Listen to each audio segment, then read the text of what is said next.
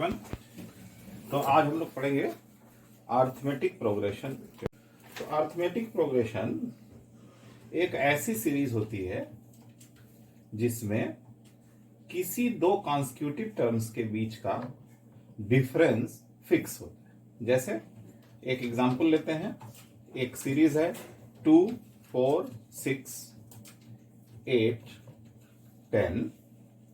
तो 2 और 4 के बीच का डिफरेंस देखेंगे जब नेक्स्ट टर्म से प्रीसीडिंग टर्म को जब माइनस करेंगे तो यहां पर क्या हो जाएगा, 4 minus 2। What is the difference? 4 minus 2, the difference is 2। इसी तरह से जब नेक्स्ट टर्म को देखेंगे 6 minus 4, what is the difference? Difference is also 2। Similarly, 8 minus 6, difference is 2. 10 minus 8, difference is 2. So, any series in which the difference between two consecutive number is fixed is known as arithmetic series or arithmetic progression, और short में इसको लिखते हैं APC. ये जो fix difference होता है इसको बोलते हैं कॉमन डिफरेंस, और मोस्टली इसको रिप्रेजेंट करते हैं सिंबल डी से। तो जैसे इस सीरीज का कॉमन डिफरेंस है d is equal to 2। Arithmetic progression के केस में एक और इंपॉर्टेंट टर्म्स आता है, वो होता है फर्स्ट टर्म। सीरीज कहां से शुरू होगी? First term. इसको रिप्रेजेंट करते हैं a0 से। This is represented at a0। तो ये वाली सीरीज 2 से शुरू होगी, तो इसका a0 क्या होगा? 2 होगा। अभी सेम सीरीज यदि 4, 6, 8 एंड सो ऑन है, तो कॉमन डिफरेंस तो 2 है, यहां पे भी common difference d is equal to 2 है, लेकिन फर्स्ट टर्म क्या हो गया? 4 हो गया, है ना। तो इंपॉर्टेंट, किसी भी अरिथमेटिक प्रोग्रेशन को डिफाइन करने के लिए दो चीजें जरूरी हैं। एक तो one is first term and second is common difference. First term and common difference are required to uniquely define any arithmetic progression. Correct? तो अब क्वेश्चन है, for the following arithmetic progression find the first term and common difference. तो पहली series है 3, 1, -1 and -3। तो इसका first term a0 किससे represent करेंगे? a0 से। तो पहला टर्म क्या है इसका? 3 है, और इसका कॉमन डिफरेंस निकालना है, तो common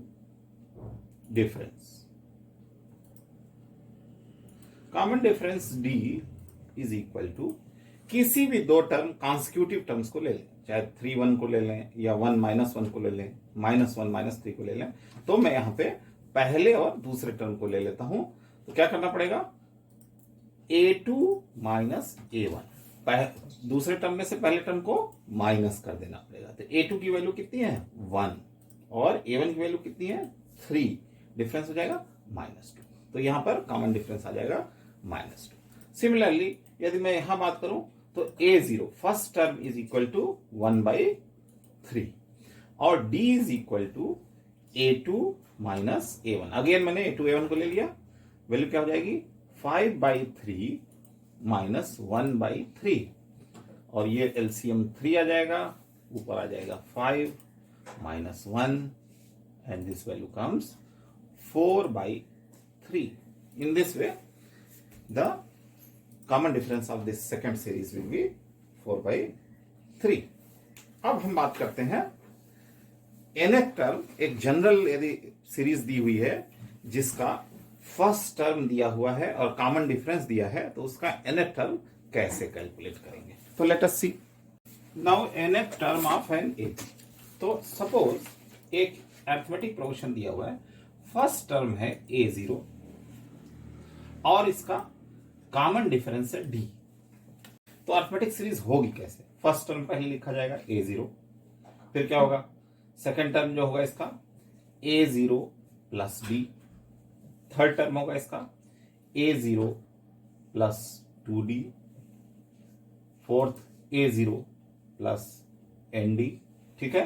this is first term, this is second term, this is third term, this is fourth term and so on. ठीक है, अब मुझे nth टर्म लिखना है, यहां पे nth टर्म लिखना है। ये एनालॉजी से हम निकाल सकते हैं। हम देखें ध्यान से, तो फर्स्ट सेकेंड टर्म पहले देखते हैं। सेकेंड टर्म में क्या है, a0 प्लस 1d, मतलब a0 प्लस ये 1 पर ध्यान ले जाएंगे और d। थर्ड टर्म में देखें a0 प्लस 2d, सेकेंड को हम नोटिस में रखेंगे। फोर्थ टर्म में a0 प्लस 3d। अब इसी तरह से फर्स्ट टर्म में लिख लेते हैं, इसको मैं लिख सकता हूं a0 प्लस 0d। तो ये जो d का कोफिशिएंट है, इस पे हम ध्यान ले जाएं तो फर्स्ट टर्म में कोफिशिएंट कितना आ रहा है, 0, मतलब 1 कम। इसी तरह से सेकेंड टर्म में कोफिशिएंट कितना आ रहा है, 1, मींस 2 माइनस 1 1। थर्ड टर्म में कोफिशिएंट कितना आ रहा है, 3 माइनस 1 2। फोर्थ टर्म में 4 माइनस 1 3। तो nth टर्म में जो कोफिशिएंट आएगा d का, वो क्या होगा, n minus 1। Got the analogy. और a0 सभी में रहेगा, तो nth टर्म क्या हो जाएगा, a0 plus n minus 1 into d। तो this is your formula for nth term. an is equal to a0 plus n minus 1 into d। तो ये बड़ा इंपॉर्टेंट फार्मूला है।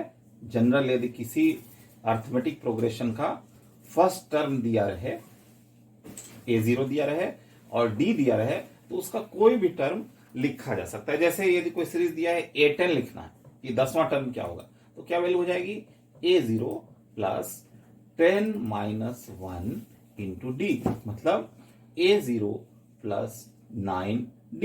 तो a0 में जब d का 9 टाइम्स सम करेंगे तो हमको सीरीज का 10वां टर्म मिलेगा। इस तरह से तो हम क्वेश्चन अब सॉल्व करते हैं। बोल रहे हैं find the 10th term of AP। AP क्या है, 2 7 12 एंड सो ऑन। यहां पर मैंने फार्मूला लिख लिया nth टर्म का, ये हमारे रेफरेंस में हमेशा याद रहना चाहिए। तो सबसे पहले इस AP का फर्स्ट टर्म निकालेंगे। फर्स्ट टर्म a0, अब क्या हो जाएगा, ये 2। सीरीज कहां से शुरू हो रही है, 2 से। कॉमन डिफरेंस, ये क्या हो जाएगा, d इज इक्वल टू, क्या बताया था मैंने, कोई भी 2 कॉन्स्टिट्यूटिव टर्म ले लें। मैं यहां पर थर्ड और सेकंड टर्म ले लेता हूं। क्या लिख लूंगा, a3 माइनस a2। a3 की वैल्यू है 12 और 7, तो कॉमन डिफरेंस कितना आ गया, 5। Common difference 5। अब इस फार्मूले का यूज करेंगे। क्या बोल रहा है, 10th टर्म निकालना है। We have to find out a10। चलें करते हैं। a0, a10 का वैल्यू होगी a0 plus n minus 1, n की जगह क्या रख दूं, 10 माइनस 1 इंटू d। तो वैल्यू क्या आ जाएगी, a0 plus 9d।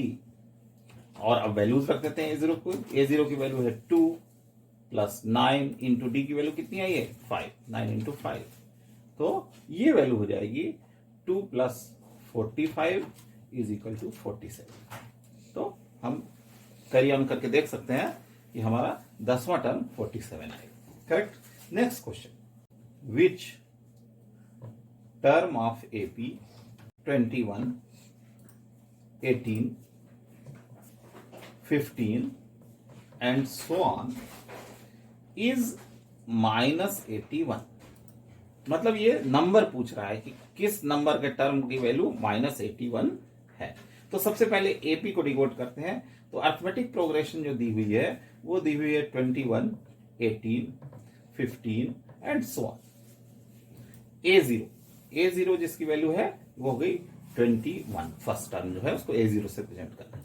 Common difference is what, common difference is कोई भी कॉन्स्टिट्यूटिव टर्म, मैं यहां पे 2 और 1 ले रहा हूं, A2 माइनस A1। ध्यान ये रखना है कि अगले वाले में से पिछले वाले टर्म को माइनस करना है। ठीक है, तो this is equal to A2 की वैल्यू 18 माइनस 21, और ये वैल्यू निगेटिव भी आ सकती है और यहां पर ये निगेटिव आ रही है, तो ये -3 की वैल्यू। अब let us assume nth term, वो nth term is -81। nth term -81 है, ये मान लिया। अब ये क्वेश्चन आ सकता है कि 81 हो सकता है सीरीज में आ ही ना, यदि 81 माइनस 81 इस सीरीज में नहीं आएगा, इस प्रोग्रेशन में नहीं आएगा, तो n की वैल्यू इंटीग्रल नहीं आएगी, होल नंबर नहीं आएगी, वो क्या आ जाएगी, फ्रैक्शन आ जाएगी। लेकिन यहां चूंकि वो बोल रहा है ऑलरेडी क्वेश्चन में कि माइनस 81 कौन सा नंबर है, तो ये मान के चलना है कि वो उस सीरीज में है, और वैसा ही होगा भी। जब हम सॉल्व करेंगे तो n की वैल्यू एक होल नंबर आएगी।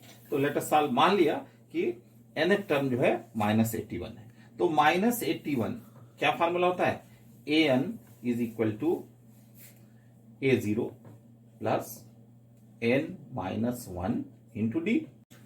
तो अब ये an हमने क्या माना है, nth टर्म इज माइनस 81, तो यहां पर रख देते हैं minus 81 is equal to a0 क्या वैल्यू है 21 plus n minus 1 into d, d की वैल्यू माइनस 3।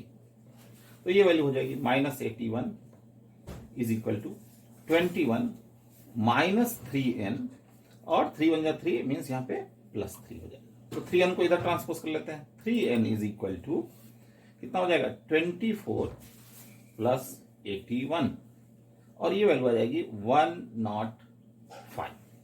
तो यहां से मैं कैलकुलेट करूं तो n की वैल्यू हो जाएगी n is equal to 105 divided by 3, तो ये वैल्यू आ जाएगी 35। तो 35th टर्म जो है ये वैल्यू 81 होगा। तो हमको एग्जैक्टली उसने बोला भी था माइनस 81 उस सीरीज में है, और हमको n की वैल्यू भी इंटीग्रल नंबर मिली 35।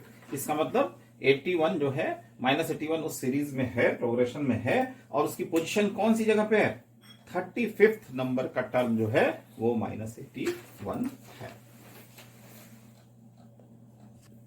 नेक्स्ट क्वेश्चन है, ये पूछ रहा है check whether 301 is a term of AP, AP जो दी हुई है 5 11 17 23 सो ऑन आर नॉट। तो ये चेक करना है हमको। सबसे पहले एपी लिख लेते हैं 5 11 17 23 एंड सो ऑन।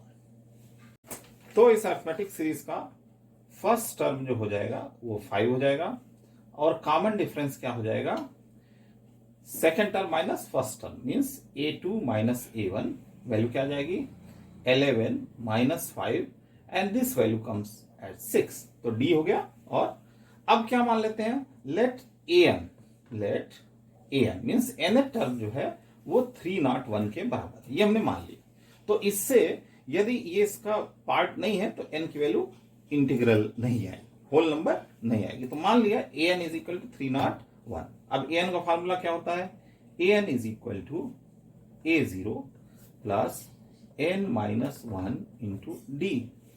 तो an हमने क्या मान लिया है 301 इज इक्वल टू a0 की वैल्यू कितनी है 5 प्लस n माइनस 1, n तो निकालना ही है, कौन सा नंबर 301 यही तो निकालना है, और d की वैल्यू कितनी है 6। तो अब क्या हो जाएगा 6n minus 1 is equal to 301 minus 5, value क्या हो जाएगी 296। तो n minus 1 is equal to 296 by 6। अब चेक ये क्या होल नंबर, ये डिवीजन हो रहा है कि नहीं, तो शायद नहीं होना चाहिए। 6 4 जा 24 and 5 56 6, no it is not, it's a not, it's not a whole number, not a whole number.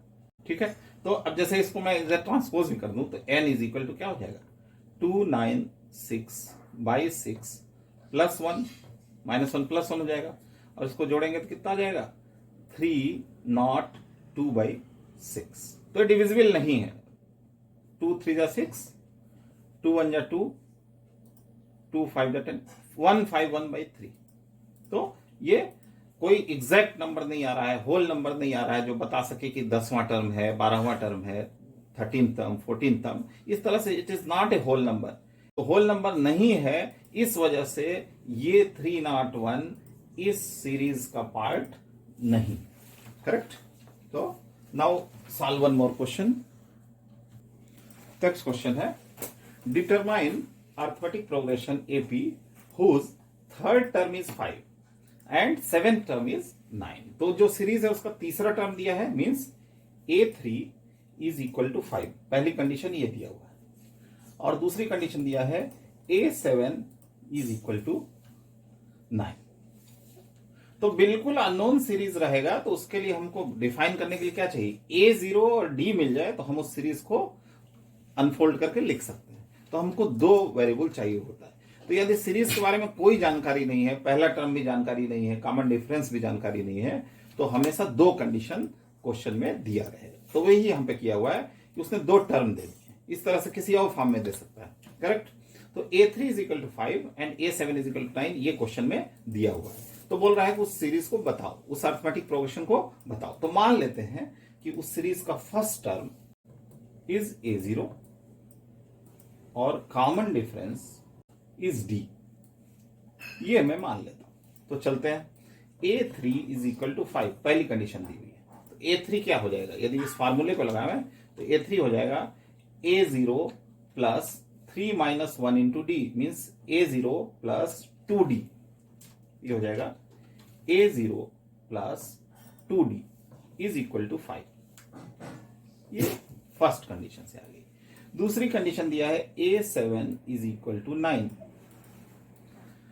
A7 की बात करें, A0 प्लस 6D, तो ये हो जाएगा A0 plus 6D is equal to 9, equation number 2। तो ये साइमल्टेनियस इक्वेशन, कैसी इक्वेशन है, जैसे हम सॉल्व करते थे, किस तरह की इक्वेशन, AX प्लस ऐसे मान लेते हैं, किस तरह की equation, 2x plus 3y is equal to 6, x minus y is equal to 7। तो ये साइमल्टेनियस इक्वेशन होती थी ना, एक्स वाई में दो अननोन है और दो इक्वेशन है। ऐसी चीजें हैं, दो अननोन है, A0 भी अननोन है, D भी अननोन है, A0 अननोन है, D भी अननोन है। तो ये दोनों यहां पर लिखी गई, दोनों को सॉल्व करेंगे। तो ऊपर नीचे लिख लेते हैं, A0 plus 2D is equal to 5, A0 plus 6D is equal to 9। नीचे वाली इक्वेशन को माइनस कर देते हैं, minus minus minus, A0 cancel out, ये क्या आ जाएगा, -4D, और यहां पे आ जाएगा -4। तो इसलिए D इज इक्वल टू आ गया 1। सीरीज का कॉमन डिफरेंस 1 है। अब किसी एक इक्वेशन में रख लेते हैं, यहां पे रख लेते हैं। तो A0 प्लस 2D की वैल्यू 1 इज इक्वल टू 5, तो A0 इज इक्वल टू 3। तो दोनों चीज आ गई, मुझे A0 की वैल्यू आ गई 3 और D की वैल्यू आ गई 1। तो जैसे ही ये दो पैरामीटर मिल जाते हैं, यूनिकली उस अरिथमेटिक प्रोग्रेशन को लिखा जा सकता है। कैसे लिखेंगे, हमारा प्रोग्रेशन जो है, फर्स्ट टर्म, सेकंड टर्म क्या होगा, 3 plus 1 means 4, third term 4 plus 1 5, अगला टर्म 5 प्लस 1 6। तो सीरीज लिखना बहुत आसान है यदि फर्स्ट टर्म और कॉमन डिफरेंस पता है। हर एक टर्म में कॉमन डिफरेंस जोड़ते जाएं तो अगला टर्म मिलता जाएगा।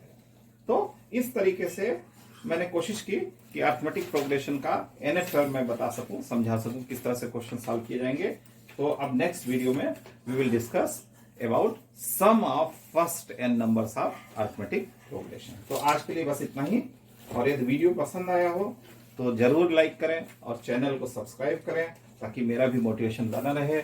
Thank you very much.